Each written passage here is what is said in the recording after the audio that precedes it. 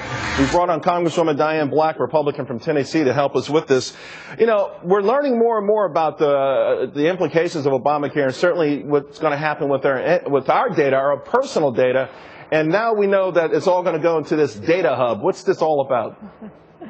Oh my goodness, it will just set your hair on fire the more you know about it. There is a database that is being formed as we speak that is going to put our most personal information, not only our name, address, email, social security number and all of that, but also our personal health information into this big database. We don't have definition about who is going to have access to it. We don't have definition about those that have access and whether they're going to have security clearances. So this is very scary. We look at the IRS and what has happened there. And how can we be assured that this information, the most personal information that we have about our finances and our health care, is going to be kept secure? You know, that's what we're wanting to hear. And with all due respect, I think most people watching this show would say we can't be secure. We don't feel like this is the right time to accumulate such data. We really want to have more than just a verbal assurance that this is going to happen. So I think this is what you're going to try to do. You're going to try to make sure that before this is implemented, and I know the clock is ticking pretty rapidly on this, that we get better answers. That's right. First of all, we want better answers on just how it is going to be secured. As I say, well, we keep being told they're going to take more and more information. First they told us they were not going to keep this information. Now we know we're going to keep it for 10 years. First they said they weren't going to gather our personal health information. Now we find that's happening. So we understand that they're going to keep taking more and more, but what we're not getting answers to is just how we're going to secure what they're taking. In addition to that, as you say, I have a bill, HR 2022, that would put some assurances there under the perjury of law. Each one of these divisions, these agencies would have certify that this information is going to be kept private. In addition to that, that they will not use it to target any individual using that information. Well, listening to this whole IRS scandal as it's being played out right now, it feels like even if your bill went through, would it be able to stop some lone wolf, if there is such a thing, from thinking they're doing the public a big service by leaking some of this information or even selling it in exchange for some favors?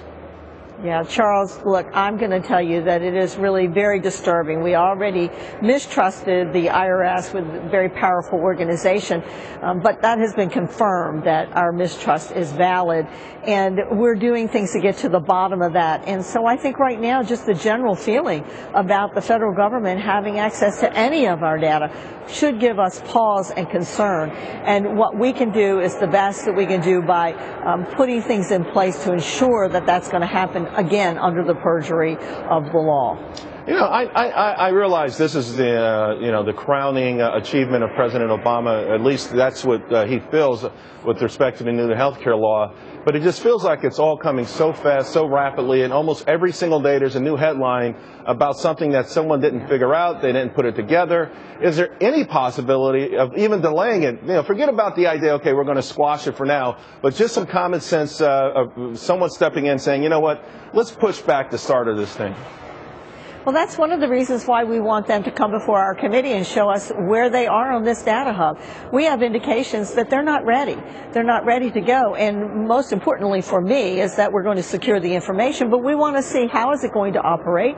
Are you really ready to go? We're less than 4 months now before they're going to begin to sign people up for the exchanges, and yet we really haven't seen evidence that they are ready to go. This may be an opportunity for us to say, perhaps this isn't fully baked, and maybe it needs more time. And we'll see that. We're asking the administration to send someone over to our committee, our Oversight Committee on Ways and Means, and put the proof in the pudding, so to speak. Well, you know what? Information equals knowledge, and knowledge equals power. And this is a whole lot of information that's going to be freely flowing out there. So obviously we appreciate what you're doing, and we hope you come back with some good news in the next couple of weeks. Thanks a lot. We appreciate it this morning.